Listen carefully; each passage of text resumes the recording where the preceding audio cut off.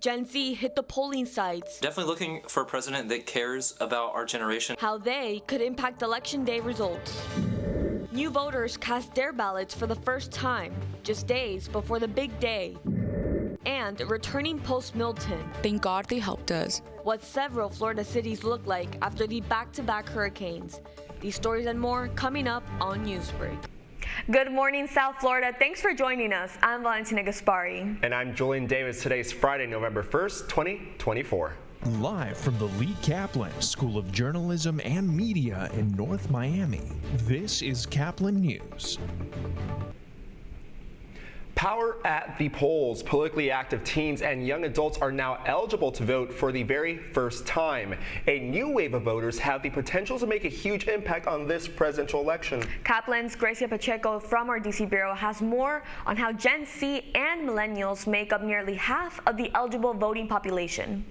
Good morning. Choosing a president for the first time can be a very exciting milestone, but for this new generation of voters, what matters is to make their voices count. According to the polling firm Data for Progress, millennials and Gen Z make up nearly half of the eligible voting population this year. So I'm planning to vote by mail. I'm currently based in DC, so I requested for a mail-in ballot, and then I just filled it out and then sent it back in. Rachel Moya is a 21-year-old Florida resident who is ready to cast her first presidential vote.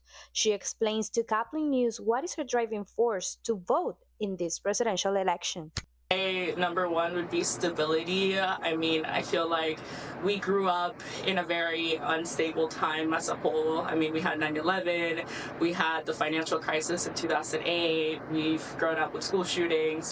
A recent survey by Data for Progress looked at 773 online likely voters aged 18 to 29. In a head-to-head comparison, Vice President Kamala Harris leads former President Donald Trump among these young voters, with 58% favoring Harris and 39% favoring Trump.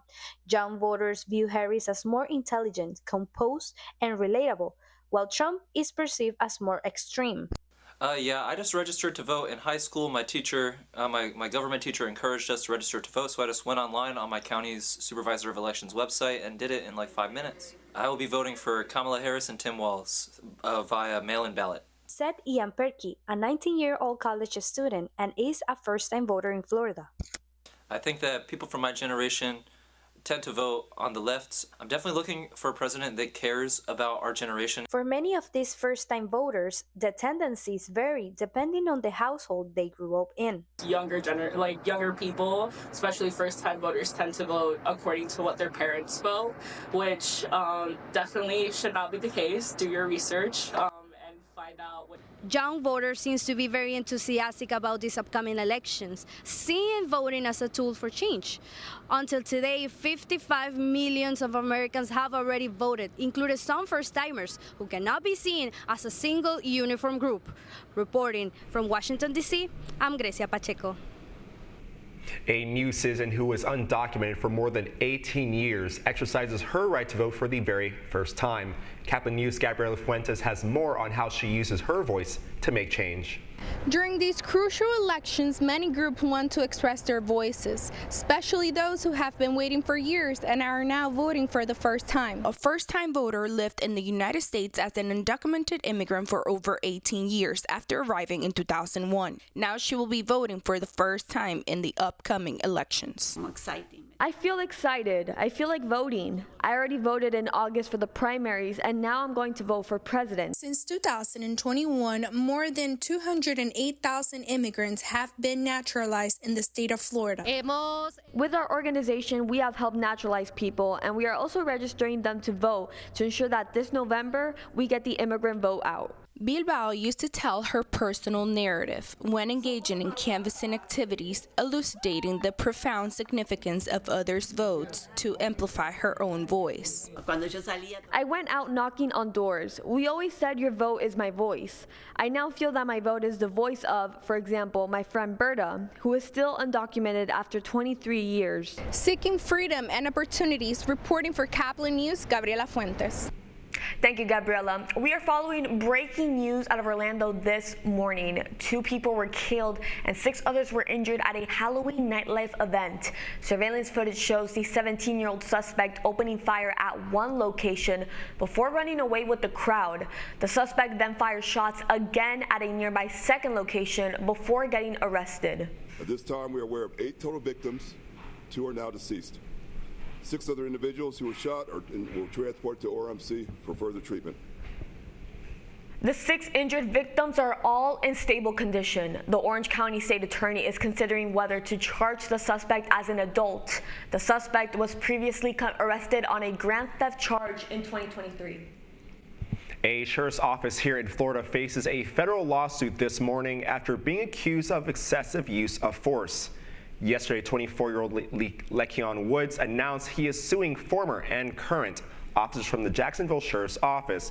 It's all related to a traffic stop from last year. I was stopped in a traffic stop. I ran. I got kind of scared that they was going to shoot me when I had seen the situation, so I panicked and I ran. The lawsuit claimed Woods was tased by one officer and struck multiple times in his head and face by 3 other officers on the scene. The civil action comes after the Department of Justice cleared the officers of any criminal wrongdoing. In the aftermath of Hurricane Milton, Sarasota struggles with widespread damage, power outages, and displaced families. The hurricane left many homes flooded and roads impassable, forcing hundreds to seek temporary shelter. As Caplin's Daniela Morales reports, nonprofit organizations and churches have mobilized to support the affected communities by providing food, water, and essential supplies. Just weeks after Hurricane Milton made its landfall in the west coast of Florida, millions of Floridians have lost their homes, their jobs, and their family members. The nonprofit organizations are working together to provide for them. Communities in Sarasota are picking up the pieces after Hurricane Milton made landfall, leaving behind extensive damage and flooding. In the aftermath, help arrived quickly as the American Red Cross deployed teams to the hardest hit areas. Volunteers are stepping up together to serve hot meals to residents left without power after 2 hurricanes devastated the area. What we are doing today is providing hot meals as people have been affected and are without power for a couple of weeks potentially because we had 2 hurricanes hitting this area. And what they need right now is hot meals, right? Because they don't have a way to cook for themselves. And we have been also providing other supplies like emergency assistance. We went to a shelter. Thank God they helped us. Now we're asking for help because we are unemployed. We have no food and it's essential. Jose Manuel Murillo, director of the Mexican consulate here in Miami, shares some insights of what they're doing for the community. Our team spent 2 days in Palmetto, a little further north. We were here in Sarasota because what we were doing is bringing the community together to find out how they were affected and to support them. A very important part of what we do is to link people with help, for example, the Red Cross. As you can see, Hurricane Milton left a devastating aftermath. The emergency workers are working around the clock to make sure everything is back to normal. I'm Daniela Morales reporting for Caplin News. Russia has recently fined Google over, get this, 2 undecillion rubles, which translates to $20 trillion. This insurmountable fee costs more than the entire company is worth, and it comes after the Kremlin claimed that the company refused to pay fines for blocking pro-Russian channels on YouTube. Russian state media reported this week that Google has to restore those channels or face mounting charges on top of the ones they already have. It's finally that time of the year when we get that extra hour of sleep back. Ooh, that's still ahead, and so is this story. It was very emotional because, she was devastated that she was missing school and she was missing prom. A sweet story of a nurse, her patient, and her labor of love. Stick around for that story. We'll be back in 2 minutes.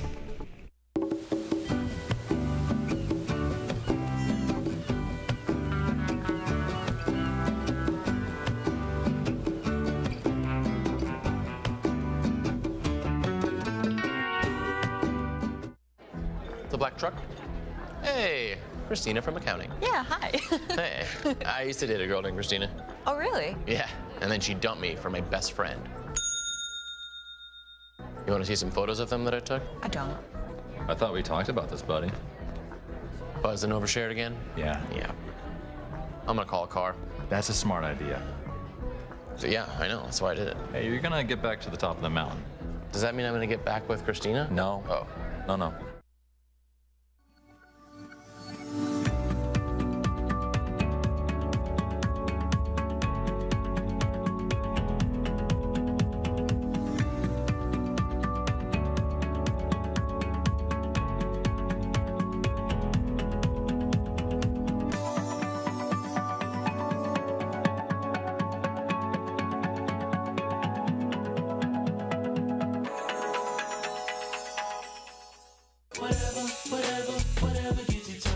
There are a lot of ways to reach out to a friend about their mental health.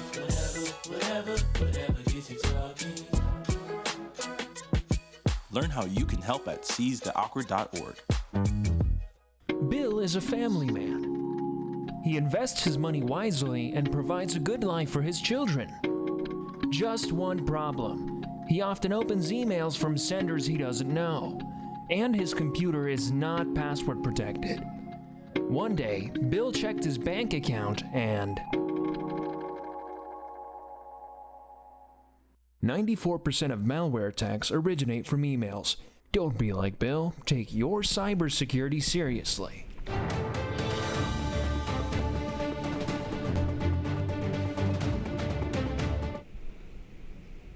A special surprise from the special bond a nurse shared with her teenage patient. A nurse went above and beyond to make sure her teenage patient didn't miss out on an important milestone occasion.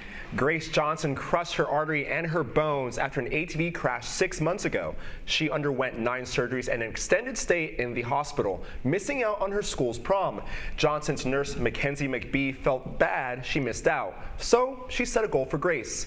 The first steps she had taken since the accident led her to her junior prom in a room with a disco ball, a red carpet, and some music.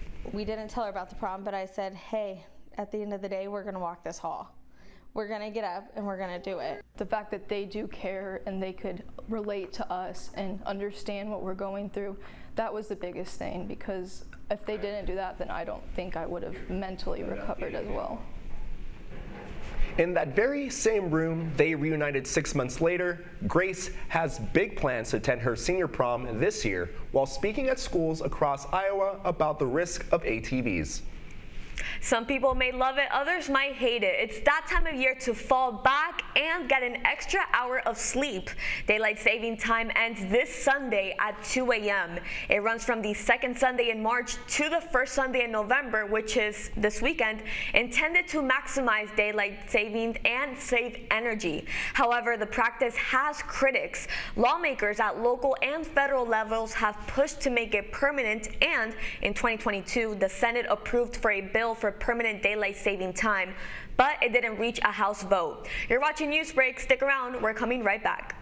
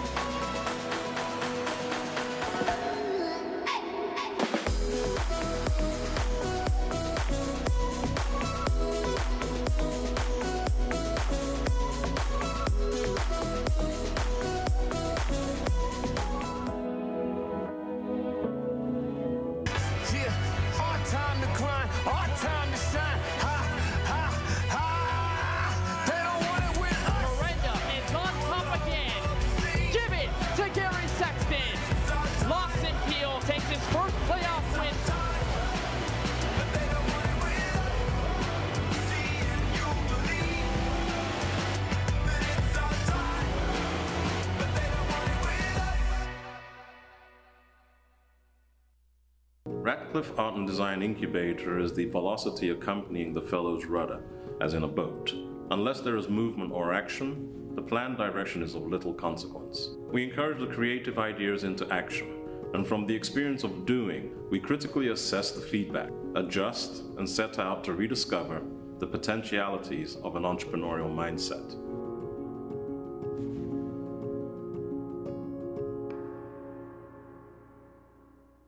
Stan, It's precise, no margin for error. Dare to forget that. Dare to have fun with it. Get weird with it. Dare to send those old STEM theories flying past the neighbor's house into outer space. Dare to program something internet-breaking, record-breaking.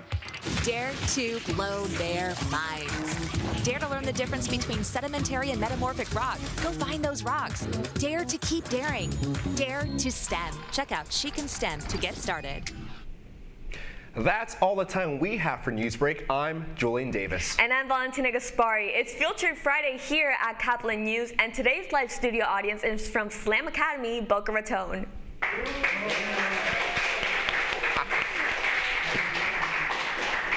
Thanks for joining us. Get more news anytime at caplinnews.fiu.edu.